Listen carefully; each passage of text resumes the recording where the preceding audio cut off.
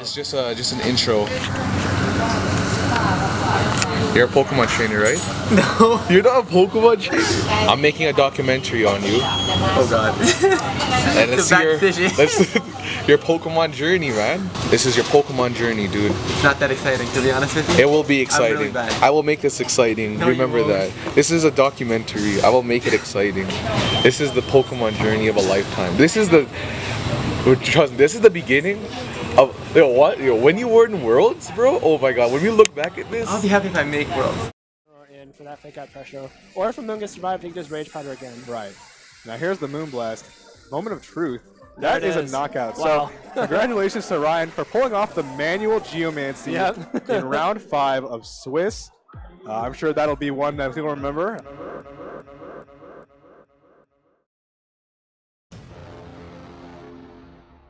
Shut up and sit down. yeah, just have a seat there. Sounds good, sounds good. In the month of April of 2019, I decided to film a short documentary on my friend. He's a competitive Pokemon player who plays for the VGCs, has his own YouTube channel where he showcases his VGC skills, and overall is just a great person. Throughout this short autobiography documentary, we will be going through Ryan's journey towards Worlds 2019.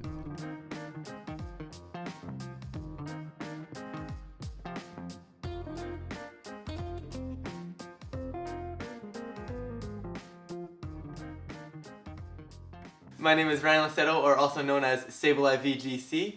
I've been playing VGC actually at tournaments since late 2016, but I've been playing VGC myself since 2015. So somewhere at the time Diamond and Pearl came out, picked up Diamond and Pearl actually on his first day, and I was like, I just grew to love the game from there.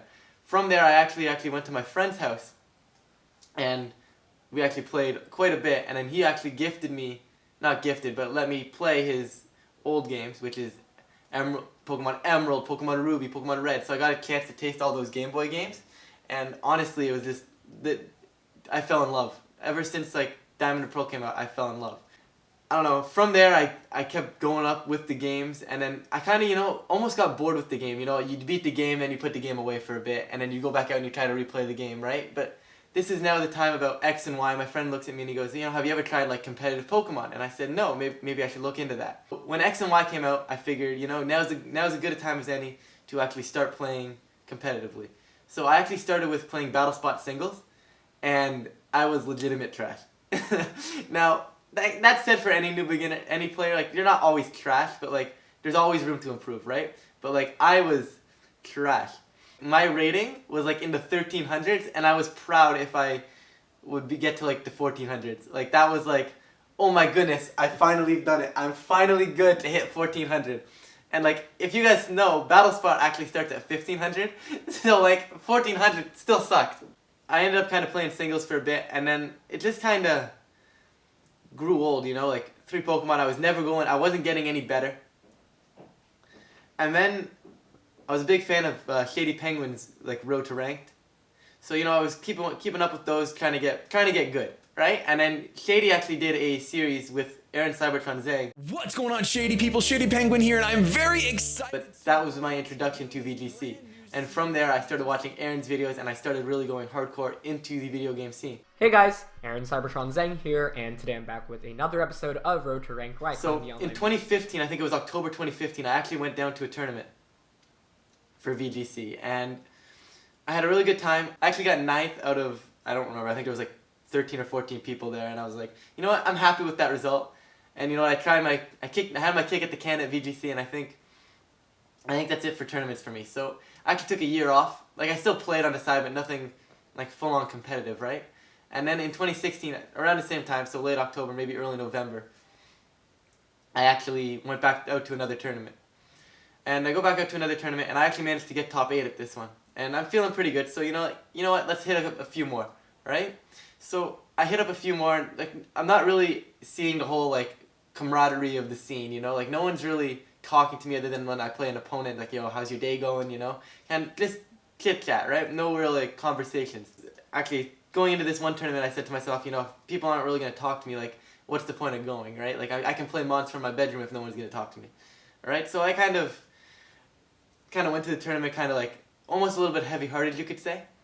But you know what? And then all of a sudden the scene just kind of, everybody there kind of just started talking to me, and I started blending in. And then from there, I was like, I just kept getting determined to do better and better and better, right? Like I wanted to be the better player, beat my local players, right? I wanted to be friends with them, but at the same time I wanted to be better than them.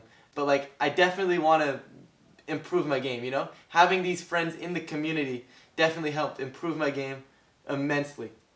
And just that, it gave you that drive. But right now, VGC is just like, to me, it just gives me that drive to be better at Pokemon.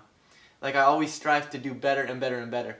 So in the last 2 seasons, in 2016 season, 2017 season, and the 2018 season, all didn't really go my way. Obviously, I could see slight improvements. But it wasn't until Toronto Regionals in 2018 May that I actually really started believing in myself. So Toronto Regionals, I bombed the regional, but I actually play in the mid-season showdown the day after. So I play in the mid-season showdown, and I actually managed to work all the way through against very notable names, in my opinion, and actually managed to win the tournament. And from there, I actually earned 128 CP in 2 months, and I still missed my invite because I was at like 12 before then. But like, I boomed to 128 CP, and this actually carried me into 2019. And here we are in 2019, and I'm sitting pretty much a tournament away, a good tournament away from getting my invite. And that's kind of my VGC career. This is where I am. Now, getting into the World Championships of Pokemon, it may sound really easy on paper, but to get there and the journey to get there is one long, tough grind, especially when you're climbing up the ranks of the ladder. So looking at Pokemon at a glance, you think to yourself, okay, how can I qualify for Worlds, right? Because like, if you're going to play competitive Pokemon, that's got to be the end goal. And ultimately, you got to want to win Worlds, right? Like, that's got to be the drive that pushes you. Qualifying for Worlds, this year, it kind of changes every year. They change the requirements and how many points you get each time. But currently in the 2019 format, there are 3 formats, or 3 quote-unquote series. You have the Sun Series, the Moon Series, and the Ultra Series. So these are actually 3 different formats for VGC, and I believe this is the first time since I've been playing that they've actually done this. Might be the first time overall, but I don't really know that. But either way, first time since I've been playing that they've done this, so the format actually switches, and you're allowed to use different things for each series. So for example, Sun Series, you were allowed to use any Pokemon from the Pokedex, excluding certain ban lists. So moving on to Moon Series, they allowed you to use your Z Crystals, which was a minor adjustment, but, you know, still no Mega Stones allowed, and obviously Necrozma, Mega Rayquaza can't really reach their full potential yet. So Ultra Series is actually going to be the format played at Worlds this year, and it just came into effect in April. So Ultra Series, pretty much it's free game. Still no Mythicals, and the normal ban lists remain, but like no item bans are really allowed, no item bans are in effect, I should say.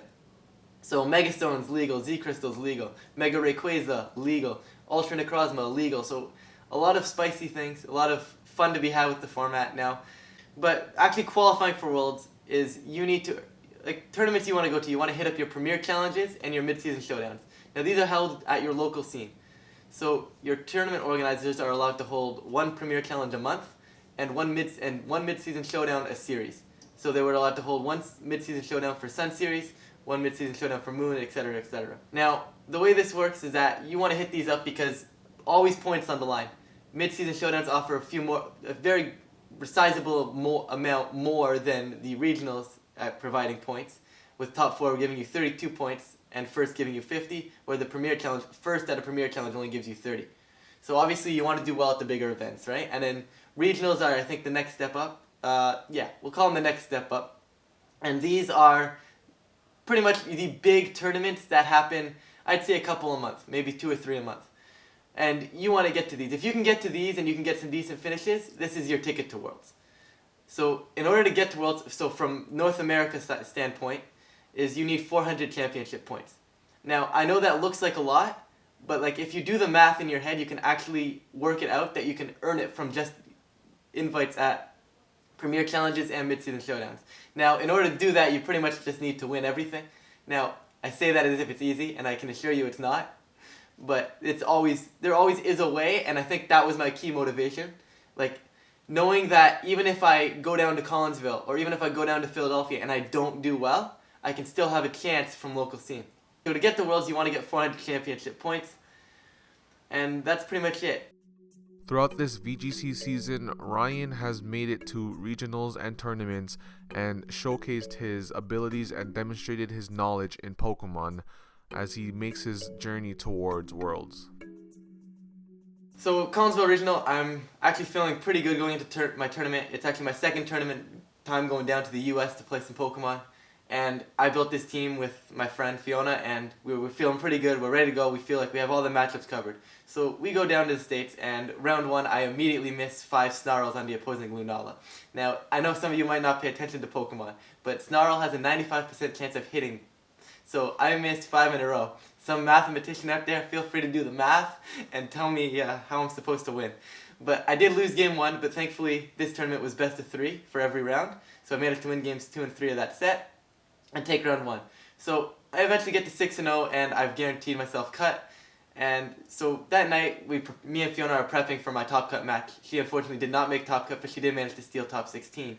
So we're prepping for my top 8 match, and I'm like, okay, we're thinking to ourselves, Raichu looks really good. It puts on a lot of pressure against most of his team. If I make the Volt Switch calls right, it allows me to switch. Keeps up some pressure, right? Now in order to bring Raichu, we have to leave Incineroar on the bench. It's unfortunate, but that's kind of just that was kind of my game plan, and then maybe bust out Incineroar for game 3. So we didn't do that. So going into top 8, I didn't do that, and I did lose game 1, and I'm thinking to myself, okay, now going into game 2, I'm like, I can probably bring Incineroar here and come out successful. But I'm like, I think I'd want to save Incineroar for game 3, and I think I can play better with my Raichu. Unfortunately, that didn't happen. I did lose in top 8, but overall, fantastic experience. Great games to all my opponents. Just all-around atmosphere of the tournament was fantastic. And yeah, that's pretty much my run. Toronto Regionals, now this is just a couple weeks after Collinsville, so this is actually March 9th, I believe, 2019. So going into the tournament, we had a small tournament the Friday before. I brought a different team just for fun, just to mix it up, you know. And unfortunately, it didn't go my way. That happens. But so going into the regional, like I said, going with my team, me and Fiona's team, I should say. But going with the team, once again feeling pretty good. Just came off 2 big finishes at Collinsville Regionals. Moving forward to Brampton now. I mean, Brampton's a bit less of a regional, but fewer players, but in my opinion, a bit more stacked because they're all good players. If you travel into Brampton to play a Pokemon regional, you're probably a pretty good player. And obviously, I'm not sure if you could tell by the tone of my voice, but the regional did not go my way. I actually ended up going, I think, 3 and 5. So, you win some, you lose some. Unfortunately, there I lost 5. So after going 3 and 5 at the regional, you think to yourself, you got a smaller tournament, but a decent-sized tournament the next day, right? Because you still have all the players that didn't make cut the regional now want to play in this tournament, right? So they're all I think we got like 23, 24 people in it. I don't remember the exact number. But either way, the night before, and I'm looking at Fiona, and I'm like, yo, I don't know if I can bring our team. Because it's best of 1. I like our team in best of 3. And then we get information that a lot of the big American players are going to be bringing a team that is very favorable for our team to play. And I'm like, okay, this is perfect. I might as well try it, because if I get a couple of those matchups, that's a couple easy wins. So I'm like, you know what, I'll bring it out. Round 1, just fine. Round 2 goes just okay. I don't remember. I think I started 2-0, I think I started. And then I would go down to 2-1, I believe. Either way, irrelevant. I get to a match. If I win, I make top cut. If I lose, unfortunately, no top cut for me.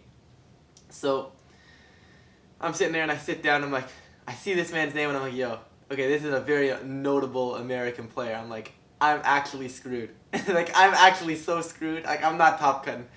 So we sit down, we get the team preview, and lo and behold, it's that team that we have a very, very favorable matchup against. So, I just kind of sat down, let the team do most of the work, and managed to win that one. And then, so that puts me into top 8, guaranteeing me for CP from that tournament, which is great because, anytime you can get CP, anytime, it's really, really good. Obviously, you want to get it when you get bigger points. For when you cut if you top cut a regional, you get a lot more than if you were to top cut this smaller event. But hey, points are points, right? Ended up actually winning my top 8 match against a local player, and then I go into top 4, and I'm actually playing against the player that hacked me out of round 2 at Toronto Regionals, and he goes back to his bread and butter, his notable team. He's known. If you see this man, you should expect Kyogre. He used to be known for rain matchups all the time. Recently, he's been more known for reindeer users in 2019 especially. So, I kind of expected it, and I saw it, and I'm like, okay, this is going to be unfortunate, because I don't really have the best matchup, but I have a matchup. But maybe not against a top reindeer player. Either way, go into the matchup, real close set. I ended up losing after 2 games, but, great set, great player. He actually ended up winning the thing, so, no shame in that. But, top 4 CP, so can't go wrong with 32 points. At this point, Ryan kept battling and battling throughout the tournaments, grinding for those championship points so he can get his invite to the World Championships. Currently, honestly, I've got a huge boost from Collinsville Regionals for my top 8, but I do have currently 384 championship points, and as I mentioned, the championship point bar, or what I need to reach, is 400. So I'm only 16 championship points away, with still the months of May and June to go, leaving me in, I want to say, a relatively strong position to get to Worlds. I have a few tournaments coming up, and I should be able to hopefully snag my invite there. But if I do manage to actually get my invite, I will be, pretty much it's a dream come true for me. And there's only one more step from there, and that's winning it. So I'll definitely have the fire in me to take it all the way. Ryan managed to get enough CP for the World Championships through topping some tournaments, and on August 16, Ryan had competed in his first World Championships. So you walk into the venue on the first day of the actual competition. I'll skip the whole waiting in line for the Pokemon Center part for now. But first day you walk in on actual competition, and this event is just massive. I thought internationals was huge, but Worlds was 20 times bigger than that. And it's amazing thinking everybody's here from across the world, not just the country, not just a few from other places, but basically it's everybody from everywhere. So we've got Australians, we've got people from Europe, we've got people from Asia. It was just massive. Overall, as an experience, phenomenal. As amazing as what Worlds was to Ryan, he had to put on his game face back on and realize what he came for, which was to win it all. How was it like when you played your first game? Alright, so first game. I'm chilling with my friends, just waiting for the roster to upload, and they actually released the first round before opening ceremony started. So we're waiting for opening ceremonies, and we're just kind of chilling. And we check our phone, and we're like, oh, pin rings are up. Okay, cool. So I see the name on my sheet, and I'm like, this is going to be a rough ride. Already off to playing one of the better players in Great Britain. I know we didn't play that much in Ultra Series, but still earned his Worlds invite. So I see his name, and I'm like, ugh. This is a bit unfortunate, but obviously determined to do well. We go through the opening ceremonies and get to the first round, and I'm shaking like a leaf, I'm not gonna lie. It's almost to a point where you kind of forget your matchups. Luckily, I had a really, really good matchup, the matchup I was expecting to play at Worlds. In fact, the person I built the team with, we always joked if we played 9 rounds of this team, we'd cut Worlds. So I see that matchup and I'm like, sigh of relief, I take a deep breath and I'm ready to go. Basically, during that match as the match kind of went on, I started to get into the groove because, like I said, the matchup was in my favor. So I'm in the groove, we're kind of going, match just kind of plays out, and I take game 1. And now I'm settled in. And now I'm like, I'm feeling good, and I'm ready to take game 2 of round 1. So I ended up taking game 2 of round 1, and that was basically my round 1. It was really hard for me to get into focus. I don't know if I would have been able to do it had I had a rough matchup or something. I feel like if you've gone to Worlds before, you're already settled in, you know what to expect, right? But for me, it's my first time on I guess you could call it the big stage, even though I wasn't really streamed or anything. But it's the first time there, right? So you really want to do well and make a name for yourself. So I was not gonna lie, I was super nervous. A good chunk of the Canadians actually won their first round, so that was fantastic to see. And just cheering them on as the day went is also part of the experience, right? Because you don't want just yourself to do well, right? Of course you want your friends to thrive as well, right? So either way, we're moving into round 2 now. In fact, I don't recognize my opponent's name. I want to say he was from Mexico or somewhere in Latin America. Not an unfavorable matchup for me, but nothing that I really think I have an advantage in. So I'd say it's pretty 50-50 this match. Win game 1. Game 2, he adjusted really, really well. I didn't really make the adjustment for that. And in game 3, I honestly played poorly. I don't know what happened to me. I just slipped my mind, something I didn't handle my win con very well. And I lost that round, so now I'm down to 1-1. 1-1 my opponent, I played a Japanese opponent, and now we don't understand each other at all. We kind of just sit down, it's we kind of get the hey, how you doing, just from the way we're looking at each other kind of thing. So then the Pokemon game starts. I lose round 1 by the skin of my teeth, mismanaged my win condition again, but I don't know why I was doing that. I didn't play well the entire day, but either way, mismanaged my win condition. And then game 2, I make what I think is a really, really good adjustment. So game 1, or game 2 I should say, turn 1, I'm like, okay, there's no way he makes this read. I've done this multiple times, no one has ever made this read, and I feel pretty comfortable doing this, even though it's slightly risky, because I could lose the turn this game. Okay, I could lose the game this turn. But like, if I don't lose the game this turn, I literally just win the game this turn. So I went all in, and my opponent makes an incredible read, calls me, gets that Z move right into my Aegis Slash turn 1, and knocks me out. And there I kind of knew that that round was over.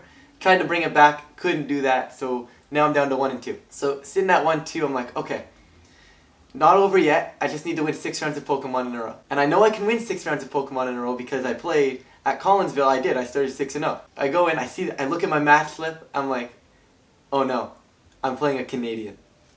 So now I'm playing a Canadian at 1 and 2. So the winner actually takes the other person out of the competition. So I'm sitting there with my friend, looking at him and going, this is not where we wanted to play against each other. Just before the round starts, he's like, hey, I don't really like my team today. I should have brought my other team that I was playing. And I'm like, don't worry, I have a feeling. I feel whichever one of us can win this match is going to bring it back and go from 1-2 to 7-2. Once again, I don't think I really had much of a matchup there. So he beat me pretty readily, pretty handily. I lost that match. Kind of burned a little, stung a little, because, you know, I'm 1 and 3 at Worlds, right? In fact, side note, my intuition was almost correct. He actually went back to 6 and 3, so he was 1 win away from actually making my prediction come true. Being at 1 and 3 kind of stung a little, but you know what? I was at Worlds. I'm not going to pass up the opportunity to play this competition. I came here to play, right? So I'm going to stay here and I'm going to play this game. My next round, I think I played an Italian. I'm not too positive, but I played somebody, not from Canada. This round, once again, I just played poorly. Like, I have a matchup in these games, honestly, I played poorly the entire experience. Whether you call it jitters, nerves, or just simply me not being prepared for the level of competition I was playing against, I don't know what happened. But now I'm 1 and 4. And now at this point, some of my friends have dropped. Some of my friends are actually doing well. A few of them are actually undefeated still, and I'm like, okay, it's okay. You know what? I'm still in a decent mindset, but I'm also pretty tired and I'm pretty hungry. Now I'm at 1 and 4, and I play an American. He's a pretty good American. I think he's won a couple regionals and cut a few others. Like, I don't know his exact qualifications or exact accomplishments, but he's a really well-known player and pretty good if you ask me. So I play him, and honestly, one of the best sets I have ever played in my entire life. And that's what I went down to World Championships for. Alright, so game 1, he has a Swords Dance Rayquaza, and I have my Aegis Slash on the field, and that's it. I'm at full health, he's at, I think, around 40-50%. So I attack into him, I trigger his Guava Bear, he goes back up to 60-70%, and he starts Swords Dancing. So now I King Shield because I don't want him to attack me. And obviously he goes for another Swords Dance, being a smart player that he is, so he doesn't get his attack dropped. Then I go for the Z move, and he gets greedy and goes for another Swords Dance, because he knows he basically needs to be at +6 attack in order to have a chance of killing me with Dragon Descent. So I'm there, and I'm like, okay, I'm in range. If I hit this Shadow Ball, I just win. I just need to live this Dragon Descent first. Remember, this is still game 1, and this game was just so long. It was positioning after positioning after positioning. So we finally get to this position, and it's like, here we go. Does Dragon Descent kill me? And my HP bar starts dropping. It's dropping, and it just somehow hangs on with 6 HP left. And I managed to take the knockout under Rayquaza to win the game. So I win game 1 there. Now we go into game 2. He adjusts really, really well game 2. Kind of got off to a really good start for him, and I lost game 2. So now we go to game 3, and once again it comes down to, can Aegis Slash live an attack? This time it needs to live the Z move from the Solgaleo in order to allow it for a Wide Guard the following turn to keep my Incineroar alive from the Earthquake. So I know that he needs to get rid of Aegis Slash, because if I go for Wide Guard and he gets rid of Aegis Slash, he still wins the game, so I need to hit him twice with Instant. So I'm like, okay, he's going to target my Aegis Slash. So he has no choice. He's going to. So I King Shield. So he Z moves into my Aegis Slash, and I'm at 18 HP. So I'm like, there's no way I live this. And I lived on 2 HP in order to win that game. So this is an incredible set. I think it was probably the best set of VGC 19 by far. Incredible player, incredible guy. Great times had by all. We laughed about it, we joked. And like we were joking that like, you don't expect this kind of set at 1 and 4 at the World Championships, right? But also just goes to show you how good the competition is, right? Like, we've both cut regionals. Being at 1 and 4 at Worlds, obviously not the ideal, but it just, like I said before, the competition was just that stiff, I guess. Or, you know, we could have just both had off days. which I think I had a little bit of an off day, but that's alright. So now I'm sitting at 2-5, and I play another Canadian. So we're playing this game out, and I like my matchup here. So honestly, I think he misplayed a little, but at the end of the day, I think I preserved my win con. Finally, actually started getting good and starting playing the team how it was meant to be played. So I was able to win that one. Now I'm at 3-5. So that was pretty comforting set, you know? Playing other Canadians and knowing that I'm beating the Canadians. Yes, I don't want to beat Canadians out of cut, but at the same time, we're both already out, right? So this is one of those things where it's like, I want to be kind of the best Canadian at Worlds, even though at that point I don't think it was possible. So I'm at 3-5 right now with one more round to go. Obviously, at this point, I can't go positive, right? But like, I'm going to play this out one more time. Now I'm at 3-5, and I just play, I look at my pairings, and I just say to myself, you have got to be kidding me. I played the person that I built the team with. So me and Fiona are sitting there, literally beside each other going, you have got to be kidding me that we end up playing each other. So, and in case you guys don't know a lot about how Pokemon works, when you build the team together and you run the exact same team, every single turn is a speed tie. Every single move is basically a speed tie. So if we have both of our Incineroars on the field, it's whoever fake out goes first basically wins the game. And this one, very much the same. All about speed ties. Basically every turn almost played exactly as predicted. If I would make a switch because I was scared of Rayquaza hitting me, she would make a switch because she was scared of my Rayquaza hitting her. So basically, it was just back and forth, back and forth. I did get a bit lucky with the speed ties, I'm not gonna lie, but I did manage to win that set. So I finished Day 1 Worlds 4-5. Obviously not good enough to qualify, but 4-5 was alright. So now we finished our round, and my friend is actually sitting at 5-2. He's one win away from qualifying for Worlds, so we're all hovering. The Canadians are kind of just hovering in the background, hoping that he can win his set. Unfortunately, he did lose, so we had no Canadians make Day 2. But at the end of the day, fantastic experience. And at this point, it was like 7:30, 8 o'clock at night. And keep in mind, this tournament started at like, round 1 I think was 10 a.m. So like, really wasn't a lunch break. So we're dead tired, we're starving, and we're just kind of sitting there going, this is ridiculous. 9 rounds of Pokemon in a day. Like, I don't know how you would handle this. Like, I was struggling to like handle this. I don't know how I had the energy to win my last 2 matches. As all things go ahead in life, the World Championships keep on going. And for the 2020 World Championships, it'll be going to London, England. Do you think you're going to go to London next year? Oh no. Oh no. Okay, so for me, London is quite a trek. Still in university. I got 1 more year, so I gotta pay that tuition. That's a lot. Lost my scholarship by 0.1%, but let's not talk about that either. And I'm thinking to myself, there's no way I'm getting to London next year. However, I'm gonna go for the qualification anyways. If I can get the qualification, I can see if I can make my chance. If there's somehow some sort of way I can get to London, I'm gonna try. Don't get me wrong, I'm gonna give it my best shot. If I can qualify, we'll see from there. But I gotta qualify first, then I make no promises. Like, I really want to go. Like, to say that I'm going to London for Pokemon, like, that would be incredible to me. Right? Like, hey, why are you going to London? I'm gonna go to London to play Pokemon. Like, what? Like, I feel like playing a game, like, I wouldn't have imagined playing a game could take me to London, England as an overall experience, right? But now that that's an opportunity, I want it more than anything. And after going through numerous tournaments, regionals, series, and eventually reaching the big stage, the World Championships, and even though he didn't come close to the top, he still managed to reach that goal of qualifying Worlds. And so now we ask, where does he go from here? For me, where do I go from here? Personally, I keep on the grind. I'm ready to go to Atlantic City in a few months, or a few weeks I should say actually at this point. I'm ready to go to Atlantic City. For me, I need to improve. I know I need to improve. My team building has come such a long way, and I feel really comfortable with my team building. Battling skills, I feel pretty decent. For me though, it's more of prep and feeling ready with my plays at the tournaments. So for me, it's one of those things where I feel ready with my team building and I'm going to this tournament and I know my team is able to compete, right? However, when I'm at the tournament, I get nervous and it's like I second guess my plays or I make the wrong plays just because I guess the part of my brain that's used to think it's blocked by the nervousness. I guess if you want to take that analogy behind it. But for me, it would be definitely trusting and knowing my plays a little bit better. And not having to go, this is such a risky play, but I should just trust myself, right? Like, even if it's a risky play, if I know that's the right play, right? Like, I got to be able to analyze the right play in the moment rather than analyze the right play after the moment. For me, I think that's going to make me such a better player. So any final words or last words you want to say before we end this? Pokemon has become a journey. If you play Pokemon, there's two ways you can play Pokemon. Like, you can play Pokemon to go to events and just play Pokemon, or you can go play Pokemon to interact with the community and play Pokemon. To me, that's a whole other level.